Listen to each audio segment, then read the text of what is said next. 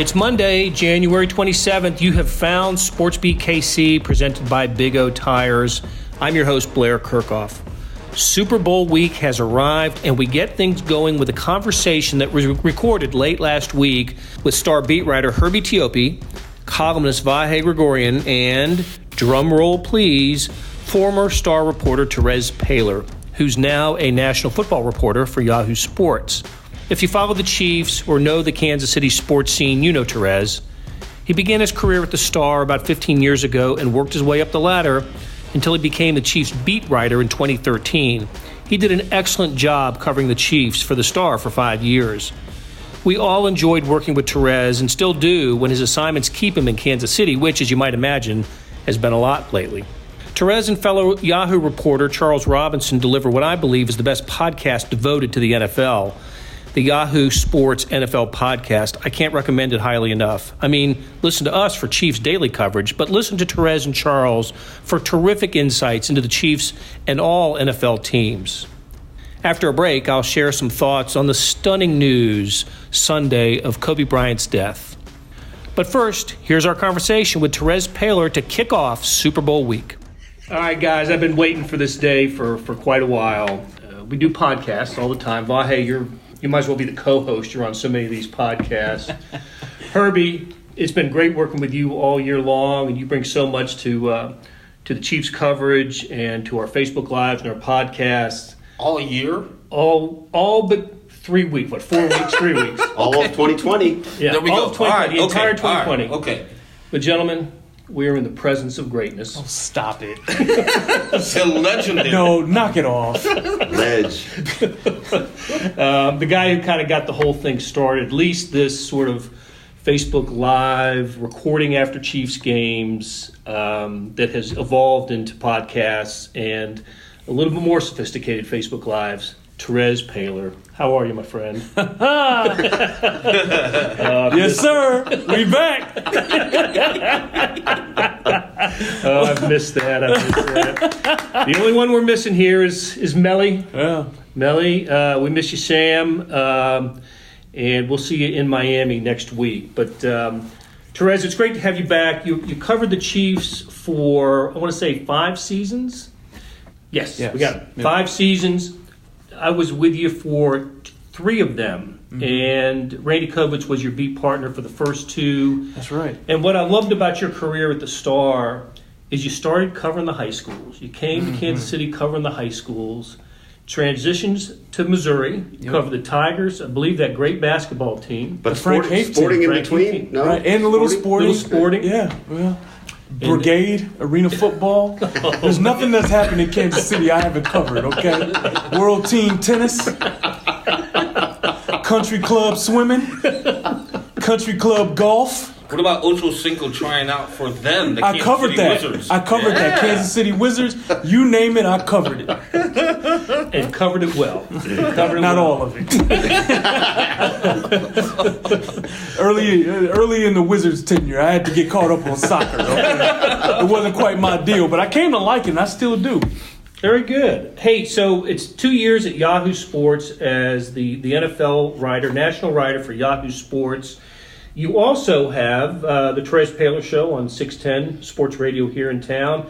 And then I love reading you, but maybe my favorite thing is the podcast that you and Charles Robinson do on the Yahoo Sports Network, which is it's just a fantastic, a weekly NFL breakdown. You go for about an hour, maybe a little bit over an hour sometimes, and break down the NFL like nobody really else can. It's great inside stuff. Thank you. And what you bring to it now, though, is some pretty deep institutional knowledge of the team that you used to cover. Absolutely.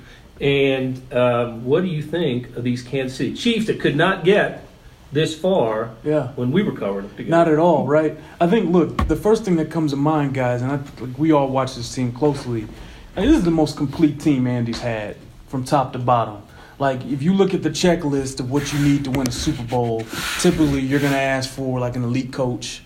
You're going to ask for an alpha elite quarterback and a defense that can create turnovers and stop the run. And I feel like they have all of that. Like, they kind of have these things in place. Now, the run game, the run defense was something that was a little iffy, like halfway through the year. And that was one of the things, like I wrote this column, I felt like if we were going to talk about the Chiefs losing in the playoffs, that run game, like the run defense was something we were going to end up talking about, and also special teams, because there were moments where they struggled. Well, they got it all together, and now it's really set up really well for Andy to get this Super Bowl win. I can't imagine it setting up any better. And I'm sure our old friend Randy Kovitz has made that clear to you guys. Because look, Belichick getting knocked out. There's no boogeyman there. They get home field advantage because the Titans knock out the Ravens. And now in the Super Bowl, they're facing a head coach that's like much younger than Andy, right? And like as good as Kyle Shanahan is, Andy's got like 20 years of experience on him, 15. So this stuff kind of matters. This is a great opportunity. I think they got to play well, but I think they got a chance to. I mean, the odds are with the Chiefs winning, in my opinion. One of the things, Randy, we kind of got into that first year where we were all covering the Chiefs together in 2013. Mm-hmm. The Chiefs went 9-0, but you'll remember they ran through a succession of backup quarterbacks and sort of not great scheduling or not great schedule. But Randy Kovitz came up. I think one of us came up with the term "charm chief." It was Randy. And I've been getting a lot of charm chiefs texts this last few weeks, and it does speak to a little bit of what you're saying. The way here has sort of fallen that way for them with a couple of these developments. Not the least of which is the fact that the mangled knee in Denver suddenly was popped back into place, and I'm good. I mean, I feel like look, I grew up in Detroit, so I watched the Lions. Like, had that been like a Lion star player, it would have been the season. Like, that's it. Like, you just know that. He'd have had his leg amputated. Career over. On the field, so nobody can ever watch the game again.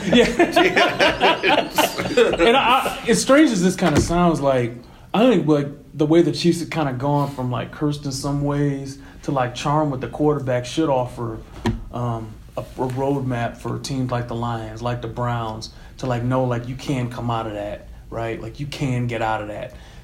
Now you got to get really, really lucky and draft a generational quarterback, but you keep swinging on the quarterback till you get there, right? Because now the Chiefs have Patrick Mahomes, and like luck is starting to turn their way. Notice this, like all these different comebacks, all these little breaks. There have been no real bad penalties against them in the playoffs this year. Like it's just all kind of turned their way here. So the entire fan base's opinion and like their expectations has changed from like negativity to actually expecting to win these big games. Why not right? us? Right, exactly. Right, Herb? Yeah. I will say this, and we're talking about everything has to fall in place. For the record, I wanted to be known that they didn't make it to the Super Bowl until I returned to Kansas City. It's all you heard. I just want everyone to know that. It didn't happen until I came. But even Terez, you hit the nail on the head. You got to have all those things. And we covered some pretty bad Chiefs teams.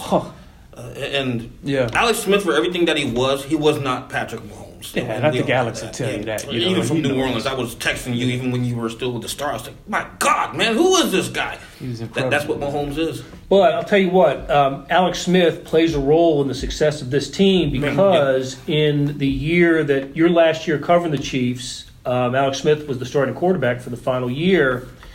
And as it turns out, as we learned that year, he's in the quarterback room with Patrick Mahomes and Andy Reid and Matt Nagy, and it's just a fantastic quarterback room.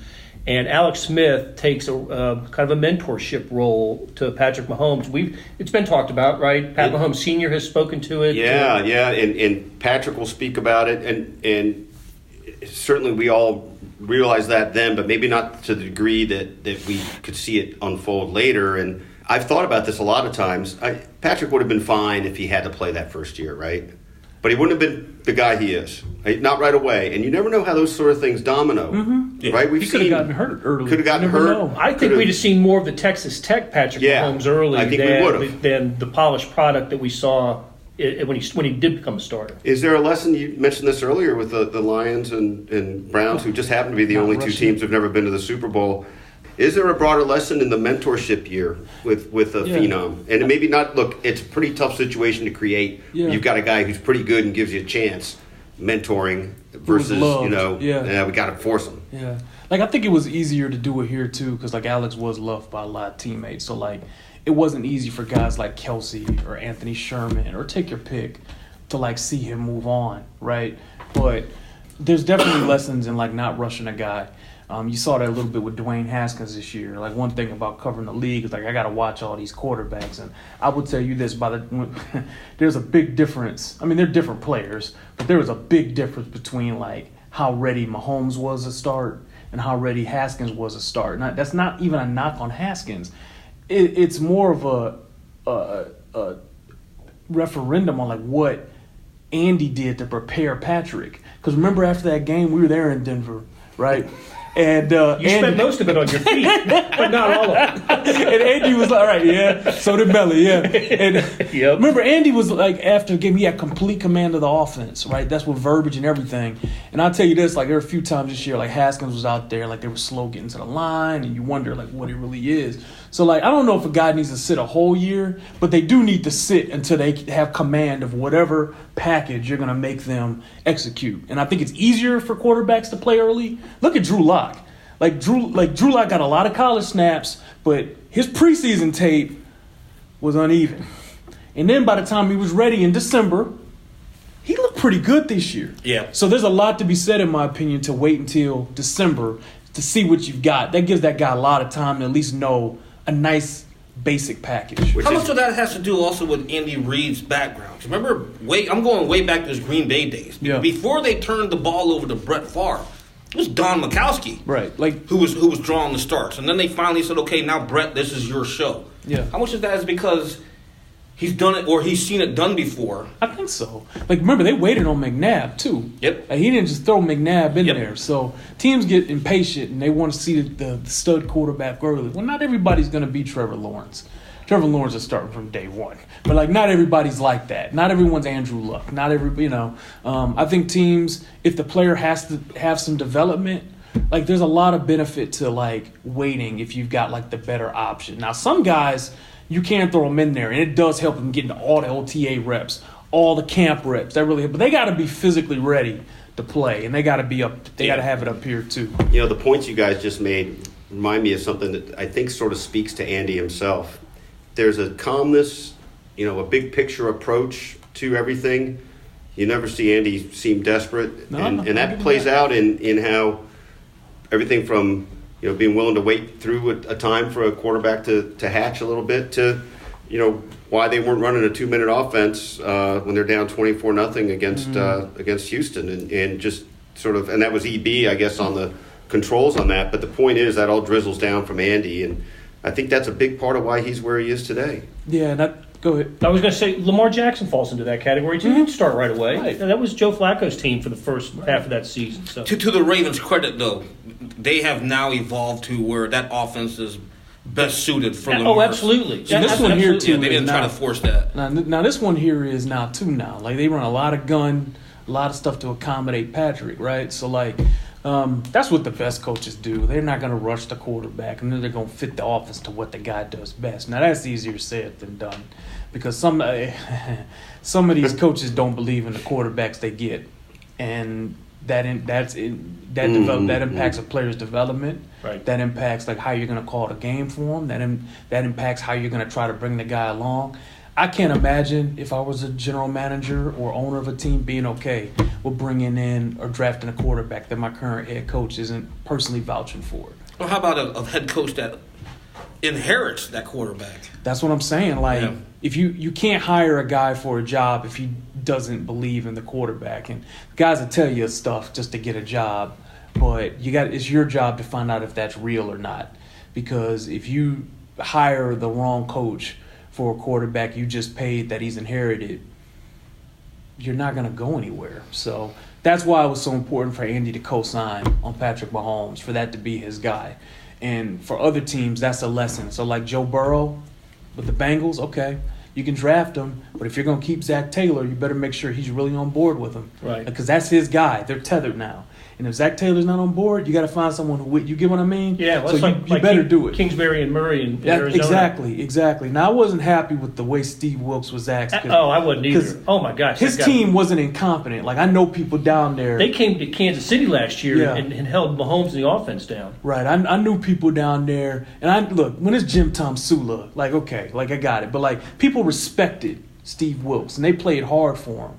And you look back in retrospect at what he had at the quarterback position, they got 4 wins with that team in 1 year. So, but I say all that to say it wasn't fair what happened to Steve Wilkes. But if they know they want to take a player like Kyler Murray, who they really like, okay, in retrospect, bringing him with Kingsbury, who does vouch for it, makes sense. So you got to marry those two things. What's your take on the 49ers? How much of them have you seen? A lot. Look, my process to trying to learn the league is intense. I got my little cave. I got my little office. I take notes on every game. I watch parts of every game at least. This is spoken from a person who once did 8 mock drafts for the Star. I did, but that's not what I thought you were going to mention. I thought you were going to mention. They better not ask me to do 8 mock drafts. Yeah, they don't ask him. That's not, guys. That's not as bad as that's not as bad as the personal draft guide I did in 2015. I evaluate tape on over 160 guys and ranked it. Like that was insane. That was clinically. I don't have time to do that now. I don't know how, but it was fun and it was instrumental. I actually do think that a lot of people, the people who read that did benefit me, is what I will say, because it showed that I do the work. I might not make those notes public, but I still take those notes. Is the point? 49ers. I'll say all I have to say. I've watched a lot of them. This is a good football team. Their outside zone, their run game is beautiful. Yeah. The marriage of their scheme and their players to it is fantastic. Kyle Juszczyk, the fullback, is the best blocking fullback in football to my money. There is one stretch in that game on Sunday where he executed 3 next-level fullback blocks where, it's stuff that these guys haven't seen all year. So, you have to be disciplined with your eyes when you deal with San Francisco. You have to match their gap integrity. And I know you guys wrote about this guy recently. Mike Pennell is going to be important. Reggie Ragland's going to be important in these games because if you let these guys get that zone run going, they're going to play action you off 100 different ways. And it's going to be difficult to handle because no matter what, when they're winning the point of attack on the zone, you have to account for that with your eyes. So even if you know the play action's coming, it doesn't matter. Do you understand? So you got to win up front. You have to. It's one of the best scheme run games I've seen in a long time. And defensively, their defensive front is top 3 in the NFL. Yeah. It is really good. Nick Bosa, the best rookie pass rusher I've seen in a long time on the edge. Our old friend D Ford kind of actually brings it together, though. His rush off the edge, his speed off the edge in pass rushing situations, they have to account for it. And that frees up things for Bosa. And then Eric Armstead's in a contract year. You know how that goes. Mm-hmm. DeForest Buckner is one of the premier 3-techs in football, one of the premier defensive lines. So this is a long way to say this is a good football team. But the Chiefs have the experience advantage. And if they play well, I think they'll win. When did you start believing in the 49ers? I mean, for me, I'll say early in the year, of course, they're running off all these wins. I'm like, okay, but I want to see them really play someone. And I think for me, what opened my eyes is when they marched into New Orleans. And if you remember this, because I think you worked that game, didn't you? I didn't know. Yes, I was there, yeah. The Saints were a top 5 defense at that point, and they put up 40-plus points on them. And so that, for me, that was a turning point for me where I said, all right, this 49ers team is legit. I'll tell you the game where I realized these guys were really good. You'll be at least pulling out the notes. I am. I'll tell you the game. It was October 13th, and they went into Los Angeles, and they kicked the Rams' ass. Oh, the score was only 20-7, but I haven't seen a Sean McVay offense get his ass handed to it like that defensively. I couldn't believe it. Oh, they kicked their ass up front. And I said, okay, Fred Warner has developed into one of the best off-ball coverage linebackers in football. Quan Alexander, who they signed, tremendous 3-down player. This is a great nickel defense. And I said, whoa, these guys will get after you defensively.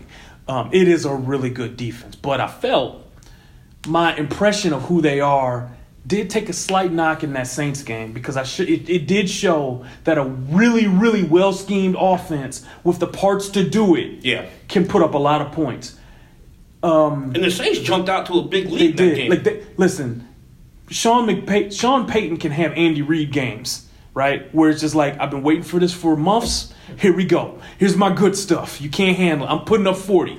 Andy can have those. Payton has those. All the good offensive play callers.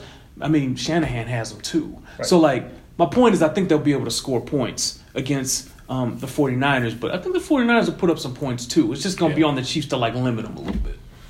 I think a high-scoring game favors the Chiefs. I do, yeah, I agree. But boy, if that game's in the 20s, it'll be fascinating. Yeah. Because the 49ers, like you said earlier, they've got 3 running backs. If they want to control that clock, they got 3 running backs who can do it.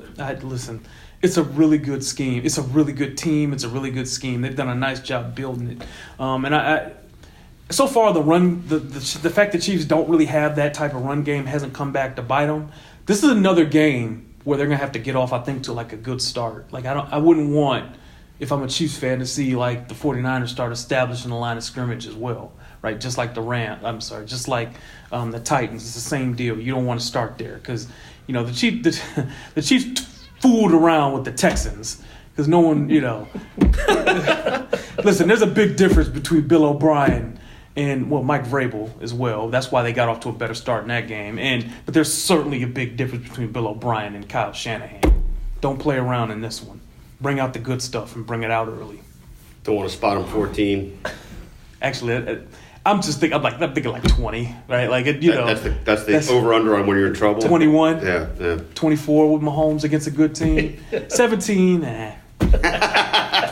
He'll come back. It could be the 85 Bears. He got us. What? That's how Chiefs fans feel, at least. I wouldn't know that. My team's Detroit. My team. Listen, the Lions don't come back from deficits like that. It's been decades since I've seen that. So they get into deficits like that. They can find those deficits. And they have come from ahead. Your Lions fooled me because in my first game back on the beat was in Detroit. And they actually looked pretty good against the Chiefs that game. I was like, man, this Lions team. Yeah, they fooled me too. Patricia won me over with his defense. They were really competitive and good. And then Stafford got hurt and just Lions stuff happened. I remember I told before we left the press box that game, I told Dave Burkett, I was like, man, we'll see y'all in the playoffs. Yeah, no chance. By the way, of course the Lions have a horrible season. That's all right. They finished 3rd. That's great. 3rd. No Chase Young for the Lions. It's just, knew that damn tide was going to come back somewhere to bite them. God forbid. So that's okay. Here's what's going to happen. They're either going to trade the pick to a team who will select Tua and he'll be all pro. He'll be the next Steve Young. Or they'll keep the pick, take Tua, and then he'll never be healthy. There's no other way. Or they'll pass on Tua altogether, take Jeffrey Okudah, then he'll go 4th, then Tua go 4th, then he becomes all pro. There's 3 ways this turns out. So Chiefs fans, I mention all that to say enjoy this because this is a wonderful, wonderful thing. This is where Chiefs fans were before Patrick Mahomes. Now we're going to lose a playoff game. All right, Terez, thanks for stopping by, my friend. Anytime. Herbie Vahe. I do want to say one thing, Terez. Do you realize the last time you and I were on a podcast was 2016, week 7 of the NFL season, when you called me up, because I remember I was covering the Saints. Herb, we got to do this. Let's do a podcast. It was the Saints and the Chiefs. Yeah, listen. That was the last time, man. And it's so cool to be back on here with you and with my guys here, right? Brings back old times of singing and impressions and some good times. So, fond memories of all that. It's great, and it's going to be cool to work alongside you guys again, kind of at the Super Bowl, right? We're all going to be down there experiencing that in the same quarters, right? Press room, Chiefs availability. I'm working out at the beach house. I'm good. I'm going to come visit the beach house. I want to see what you guys are doing. All right, guys. See you later. Thanks, guys. If your steering wheel has more traction than your actual tires, that's a big O no.